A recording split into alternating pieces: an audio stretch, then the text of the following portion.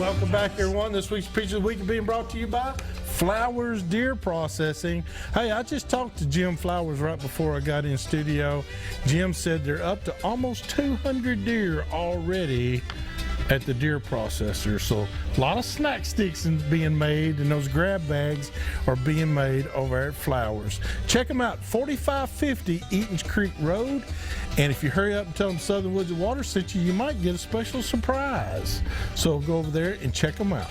All right, our first picture here. This is Evan Anderson. He and his family were at Defeated Creek this past week. He is a cancer survivor. That young man is a cancer survivor and soon to be doctor. He wants to grow up to be a doctor. What a beautiful buck he was blessed to be around. That is a nice buck swimming beside him in that kayak. So even just a great job, Evan. We're glad you got to see that. And you could have caught that with a hula popper, maybe. That would have been a good one. All right, our next picture here. These are our next pictures, I might say. My good friend Gib Lum and his dad went to the Heikai Lodge in British Columbia for coho salmon. And you'll see, just look at all the coho salmon he's got. He talked about that plane ride right there. He said, now that's a trip right there. But anytime you go up to British Columbia or up there close to Alaska, that's how they get you in and out of there, is through these little pond hoppers, they call them. And so pretty neat. And he's got one more picture here. That's a nice bass that he caught on Lake Gunnersville. He said, Hugh, I just had to throw that one in on you. That's a nice Gunnersville largemouth right there. And then our next picture here, this is Rachel Burchett's daughter. If you remember, Rachel was on here with Untamed Taxidermy and Art. She was on the show a couple of weeks ago. This is her daughter, and her daughter is Evie. And she took this spike and doe, her first 2 deer ever. She took them with a crossbow. That is a great, and I wonder if that pink was great camouflage. I mean, that'd be so great. Now, this is Evie's dad, Rachel Burchett's husband. And he did a great job. He killed this one with a recurve in Putnam County, Tennessee. So great pictures we got here. You can send your pictures to us here at Southern Woods and Waters, 474 James Robertson Parkway, Nashville, Tennessee, 37219, or simply email them to me at hugh@southernwoodsandwaters.com, or go to our Facebook page. We'll get them off of that, I promise you, and put them on the show.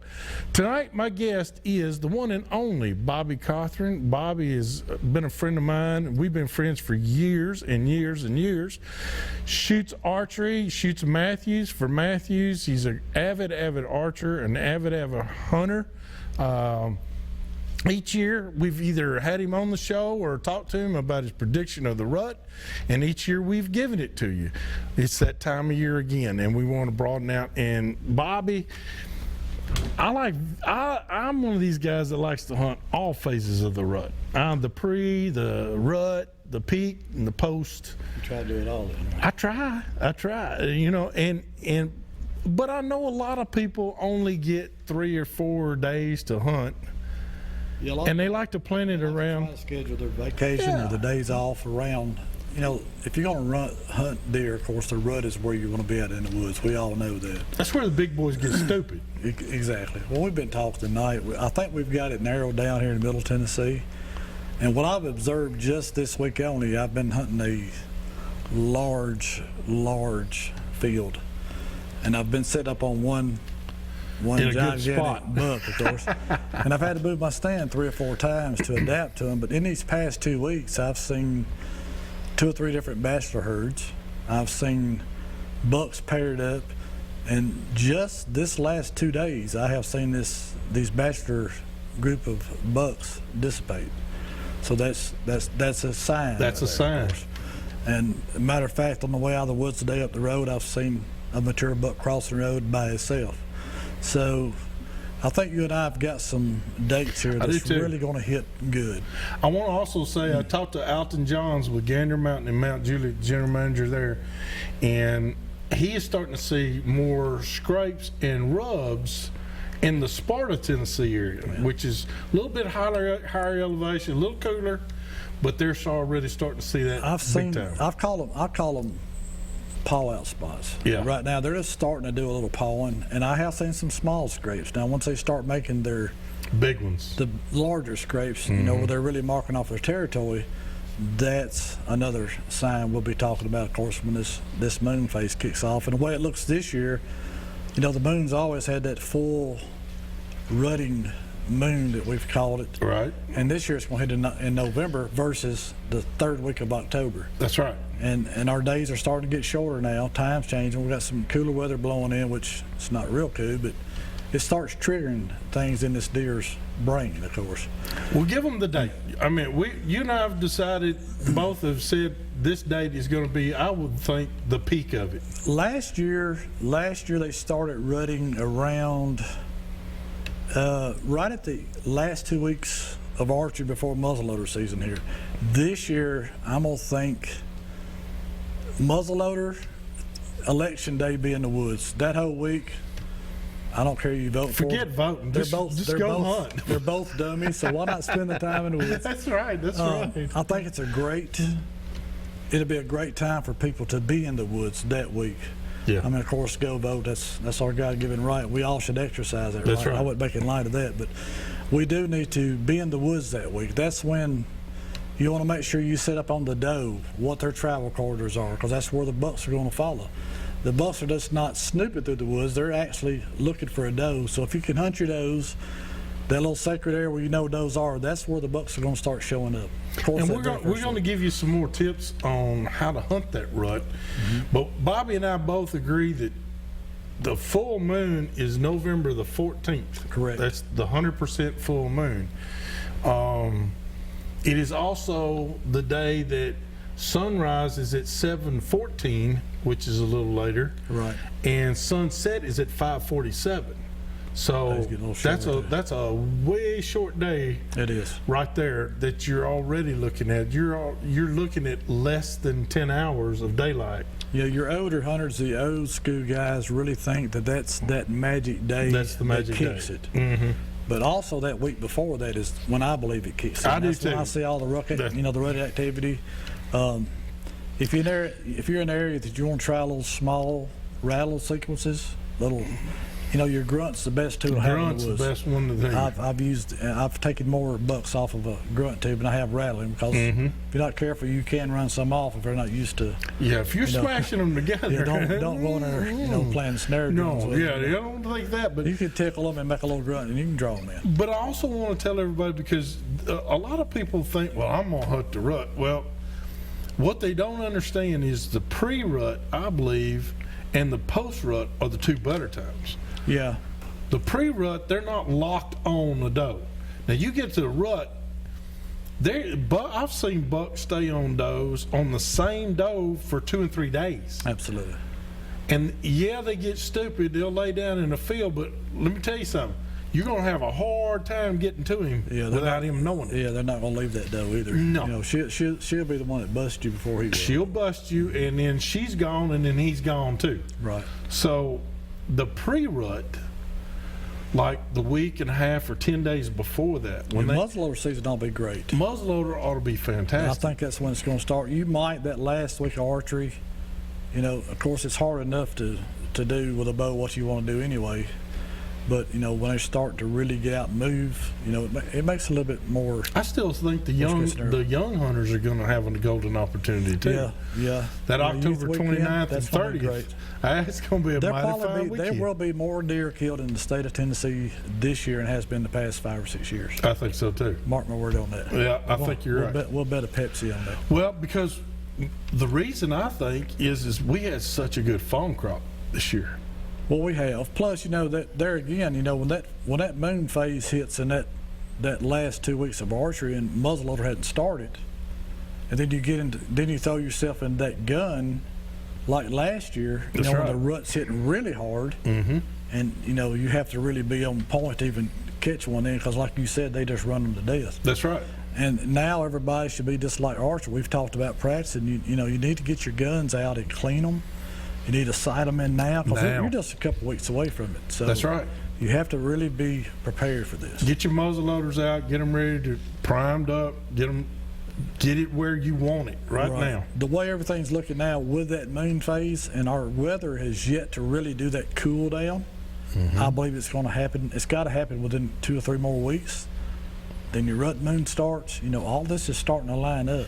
Sure. So I think it's going to be. I think we're going to have a good year. It's going to be probably the best year in Middle Tennessee.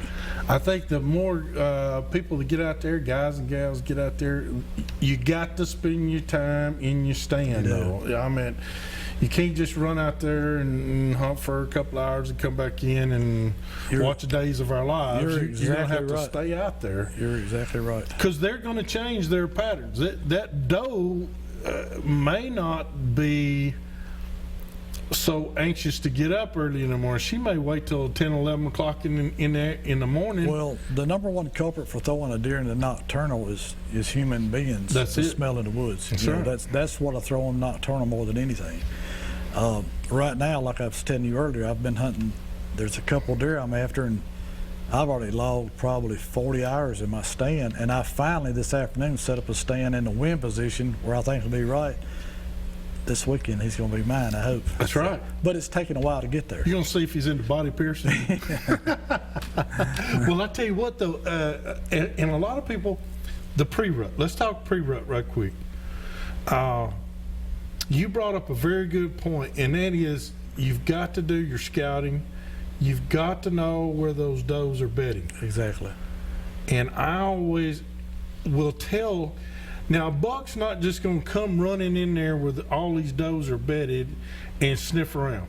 He's going to be downwind of them, and usually on another ridge or down in a hollow somewhere where he can get that drift of wind, and that's how he's going to check.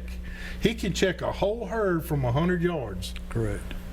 More so than he can if he rushed in there and only checked 1 or 2. Well, people's got to realize you can watch all the shows you want on hunting on TV, and they talk bedding areas.